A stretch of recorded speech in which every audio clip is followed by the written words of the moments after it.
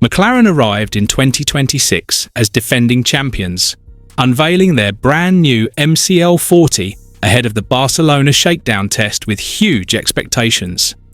The camouflage livery stunned fans across the world, hiding the true design of a car that many believe could set the benchmark for the new regulation era. But while rivals rushed onto the track to gather crucial data, McLaren made the shocking decision to delay their running, a move that could already be costing them valuable development time. With rain forecast later in the week and rivals already racking up kilometers, every lap McLaren skipped increased the risk. But the real danger wasn't just the weather or the late start. It was the delicate balance between Lando Norris and Oscar Piastri. Two drivers McLaren insist are equal. In a season shaped by massive regulation changes, even small internal mistakes could have enormous consequences. If you want to understand how McLaren's own philosophy could derail their 2026 campaign before it even begins, make sure to subscribe now. Because what's unfolding could define the future of the Papaya team.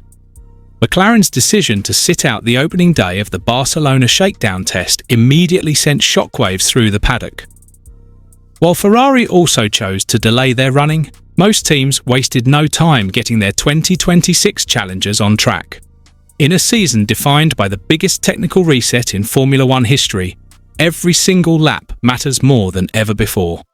Each kilometre completed provides priceless information about tyre behaviour, aerodynamic balance, power unit efficiency, and mechanical reliability.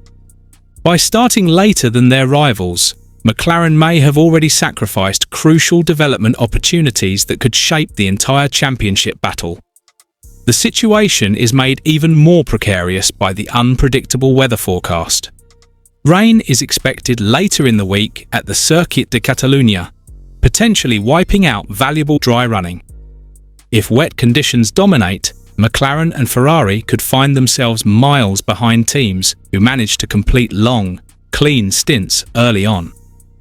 In modern Formula One, falling behind in development at the very beginning of a regulation cycle can be almost impossible to recover from. History has repeatedly shown that teams who nail the early concepts often dominate for years. But beyond the technical gamble lies a deeper and far more volatile issue: how McLaren handle their driver pairing under the so-called Papaya Rules. Throughout 2025, McLaren's philosophy of allowing Lando Norris and Oscar Piastri to race freely sparked constant debate. Officially, the team maintained that both drivers were equal and that no number one status existed. However, many observers felt that when pressure mounted, strategic decisions subtly leaned in Norris's favour. Whether through pit stop timing, tyre strategy, or on-track positioning, Piastri often appeared to be the one asked to compromise. The frustration was understandable. Piastri had led the championship standings for an astonishing 15 race weekends, proving himself not just fast, but remarkably consistent in the first half of the season. Yet, as the campaign progressed, a combination of form dips, strategic confusion, and controversial pit wall calls saw his title challenge unravel. By the time the season reached its climax, it was Norris and Max Verstappen fighting for glory, while Piastri watched his opportunity slip away. Heading into 2026, the psychological dynamic between the two McLaren drivers could not be more different. Norris enters the season as a freshly crowned world champion, brimming with confidence and the belief that he is now the team's natural leader. Titles change drivers. They elevate their authority within teams and often shift internal power structures, whether officially acknowledged or not. Piastri, meanwhile, carries the hunger of a driver who feels robbed by circumstance. In Formula One history, drivers who lose championships in such fashion often return more ruthless, less willing to play the good teammate. The Australian knows he has the speed to win titles. What he will not want in 2026 is to once again be the one sacrificing for the greater good of the team. This is where McLaren's Papaya Rules become incredibly dangerous. During pre-season shakedowns, teams typically operate with limited running, often sending out just one car at a time. This makes the fair distribution of mileage absolutely critical in teams with a clear hierarchy. Like Red Bull with Max Verstappen, decisions are straightforward. Development priorities naturally revolve around the lead driver, and resources are focused for maximum efficiency. But McLaren's insistence on treating Norris and Piastri as equals complicates everything. Every extra lap one driver receives is a lap denied to the other. Every development direction could favour one driving style over another. And in a season where the car concepts are still being discovered, early feedback will heavily influence which path engineers choose. If Norris prefers a sharper front end and Piastri favours stability, which direction does McLaren commit to? If one driver adapts quicker to the new regulations, do they prioritise his feedback? These decisions, though seemingly small, can determine who fights for championships and who struggles all season. Zak Brown has stood firmly behind McLaren's philosophy, even stating during the 2025 title fight that he would rather see Max Verstappen win the championship than compromise McLaren's principles of fairness. It was a statement that won praise from some for its integrity, but raised serious questions about whether McLaren was sacrificing competitive ruthlessness. Formula One is not a sport known for sentimentality. The most successful teams in history: Ferrari during the Schumacher era, Red Bull with Vettel and Verstappen, Mercedes during Hamilton's dominance, all operated with clear leadership structures when championships were on the line.